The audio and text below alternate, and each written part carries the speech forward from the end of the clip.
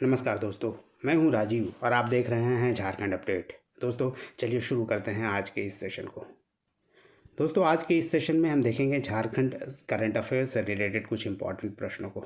इसके अलावा देखेंगे 5 वन लाइनर्स करंट। दोस्तों आज 5 वन लाइनर्स करंट के अंतर्गत आज हम देखेंगे बुक्स और उसके राइटर्स के बारे में। उन बुक या राइटर के बारे में जानेंगे जो हाल ही में चर्चा में रहे हैं या जिनका विमोचन हाल ही में किया गया है। इसके अलावा अंत में होगा एक अभ्यास प्रश्न जिसका जवाब आप कमेंट में दे सकते हैं और इसका PDF जल्द अवेलेबल हो जाएगा मेरे टेलीग्राम चैनल पे, जिसका लिंक डिस्क्रिप्शन में अवेलेबल है। तो आइए दोस्तों शुरू करते हैं इस सेशन को और सबसे पहले देखते हैं लास्ट वीडियो में पूछे गए अभ्यास प्रश्न को। पिछले वीडियो का अभ्यास प्रश्न है, झारखंड में शुरू किया गया किक फॉर झारखंड योजना का उद्देश्य क्या है। ऑप्शन ए खेलों को बढ़ावा देना, ऑप्शन बी पर्यावरण संरक्षण, ऑप्शन सी व्यापार को बढ़ावा देना अथवा ऑप्शन डी झारखंड में प्रति व्यक्ति आय को बढ़ाना। इसका सही उत्तर दोस्तों ऑप्शन ए यानी खेलों को बढ़ावा देना किक फॉर झारखंड योजना का मुख्य उद्देश्य है। आइए इसके बारे में थोड़ा जान लेते हैं।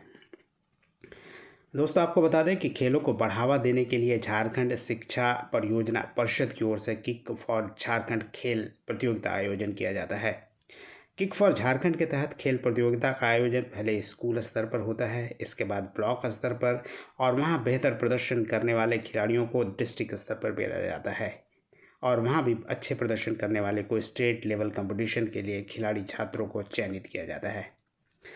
आपको बता दें कि इसका मुख्य उद्देश्य ग्रामीण क्षेत्रों में बच्चों में खेल की भावना को जागृत करना और ग्रामीण के बीच खेल के प्रति एक सकारात्मक माहौल तैयार करना इस किक फॉर झारखंड योजना का मुख्य उद्देश्य है। आइए दोस्तों आगे बढ़ते हैं और अब देखते हैं 5 इंपॉर्टेंट प्रश्नों को व्याख्या के साथ। आज का पहला प्रश्न है, डॉक्टर टीके चांद की किस पुस्तक का विमोचन राजभवन के दरबार हॉल में किया गया। Option A silver the future metal, option B copper the future metal, option C aluminium the future metal अथवा option D lithium the future metal. दोस्तों इस पहले प्रश्न का सही उत्तर है option C aluminium the future metal doctor TK Chand के द्वारा लिखा गया है और जिनका विमोचन हाल ही में राजभवन के दरबार हॉल में किया गया। दोस्तों आपको बता दें कि झारखंड के राजभवन के दरबार हॉल में नाल्को के फॉर्मर CMD और CCL के फॉर्मर डायरेक्टर पर्सनल तथा वेदांता बिजनेस डेवलपमेंट के अध्यक्ष डॉक्टर टीके चांद द्वारा लिखित पुस्तक अल्मोनियम द फ्यूचर मेटल का विमोचन हाल ही में किया गया। दोस्तों आपको बता दें कि इस पुस्तक का विमोचन झारखंड के राज्यपाल रमेश बैस के द्वारा किया गया था, यानी कुछ दिनों पहले इसका विमोचन किया गया। आपको बता दें कि डॉक्टर टीके चांद खनन और धातु यानी माइनिंग और मेटल्स क्षेत्र के प्रसिद्ध विशेषज्ञ हैं। पुस्तक में अल्मोनियम पर ही व्यापक प्रकाश डाला गया है और यह पुस्तक माइनिंग के विद्यार्थियों के लिए काफ़ी लाभदायक होने वाला है। आपको बता दें कि इस पुस्तक में अल्मोनियम सेक्टर में निवेश से बड़ी संख्या में उत्पन्न होने वाले रोजगार, नए नए उत्पादों के निर्माणों की संभावनाओं के साथ साथ निर्यात से होने वाले लाभ का उल्लेख इस पुस्तक में यानी अल्मोनियम द फ्यूचर मेटल में किया गया है। चलिए अब देखते हैं दूसरे प्रश्न को। आज का दूसरा प्रश्न है, झारखंड क्रिकेट टीम के किस खिलाड़ी को BCCI ने C ग्रेड में अक्टूबर 2022 से सितंबर 2023 के लिए खिलाड़ियों के एनुअल कॉन्ट्रैक्ट के तहत शामिल किया है। Option A MS Dhoni, option B Saurabh Tiwari, option C Shadab Nadeem अथवा ऑप्शन डी ईशान किशन। दोस्तों इसका सही उत्तर है ऑप्शन डी ईशान किशन को झारखंड के जो खिलाड़ी हैं, क्रिकेट खिलाड़ी हैं, BCCI के C ग्रेड में एनुअल कॉन्ट्रैक्ट के तहत उन्हें शामिल किया गया है। आपको बता दें कि झारखंड क्रिकेट टीम के खिलाड़ी ईशान किशन को BCCI ने अक्टूबर 2022 से सितंबर 2023 के लिए खिलाड़ियों के वार्षिक अनुबंध यानी एनुअल कॉन्ट्रैक्ट के तहत शामिल किया गया है। ईशान किशन इससे पहले एनुअल कॉन्ट्रैक्ट का हिस्सा नहीं थे। आपको बता दें कि ईशान किशन को C ग्रेड में रखा गया है और BCCI C ग्रेड के खिलाड़ियों को प्रतिवर्ष 1 करोड़ रुपए देती है।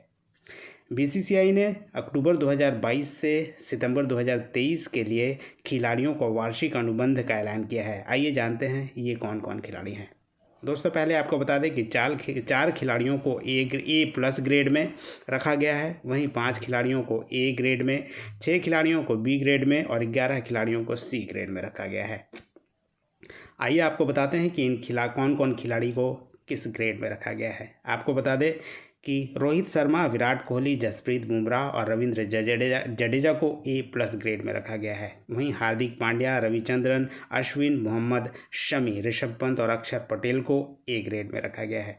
चेतेश्वर पुजारा, लोकेश राहुल, श्रेयस अय्यर, मोहम्मद सिराज, सूर्यकुमार यादव और शुभम गिल को B ग्रेड में रखा गया है।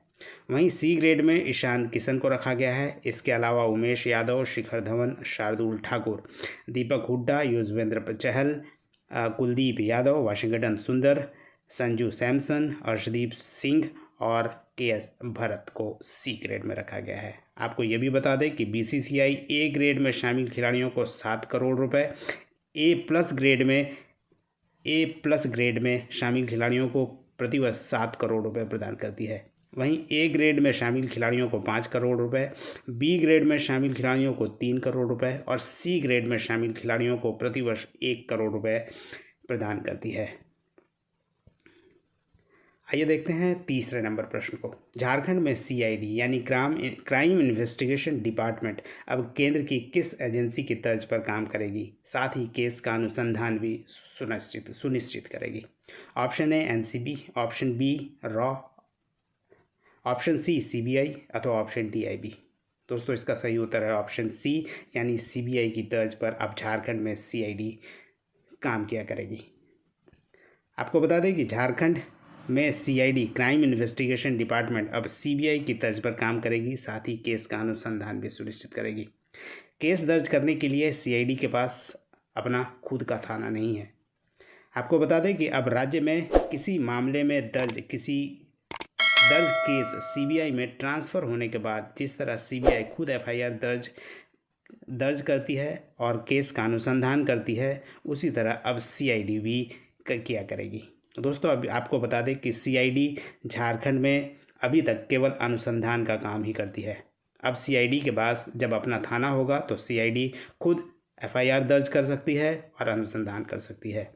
अब तक CID केवल किसी थाने में FIR जो दर्ज है उसका अनुसंधान कार्य ही करती है अगर सरकार इस संबंध में कोई निर्देश या आदेश जारी करती है।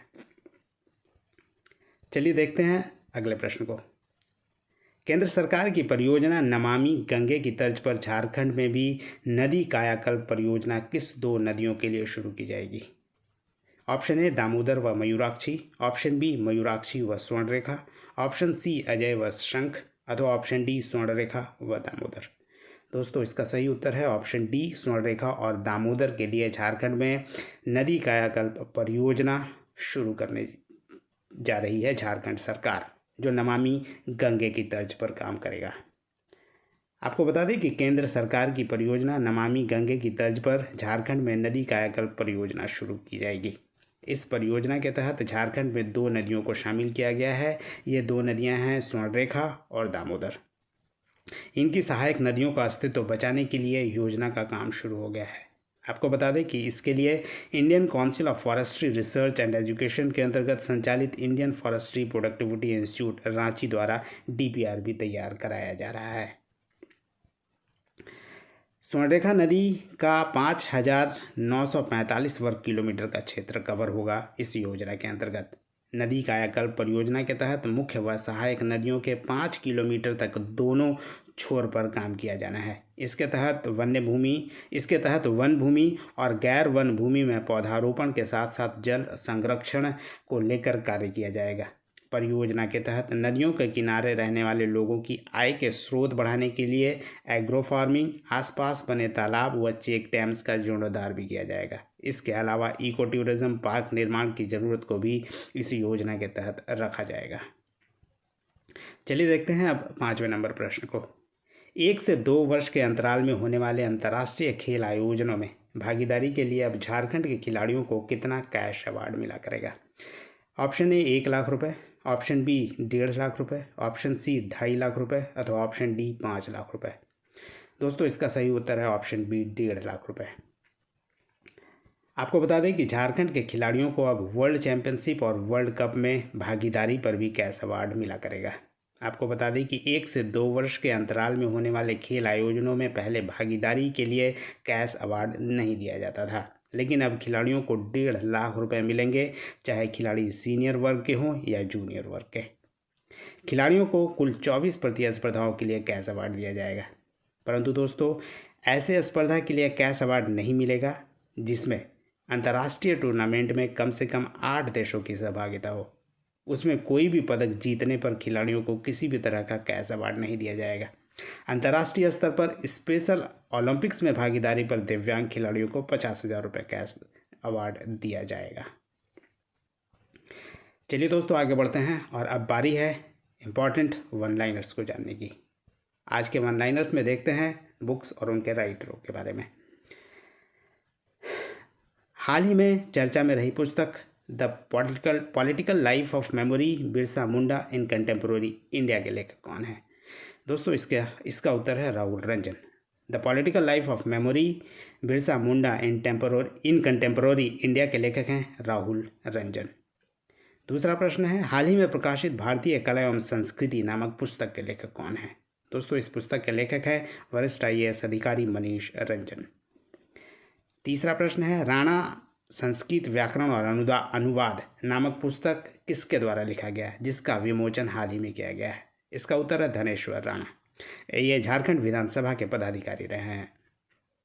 अगला प्रश्न है, 2022 में चर्चा में रही वह प्रसिद्ध पुस्तक जिसके लेखक तुहिन ए सिन्हा और अंकिता वर्मा हैं। दोस्तों, तुहिन ए सिन्हा और अंकिता वर्मा द्वारा लिखित पुस्तक जो हाल ही में चर्चा में रही है वह है the legend of Birsa Munda. 5वां नंबर प्रश्न है, पुस्तक झारखंड से लद्दाख का लोकार्पण हाल ही में रांची में किया गया, इसके लेखक या लेखिका कौन है?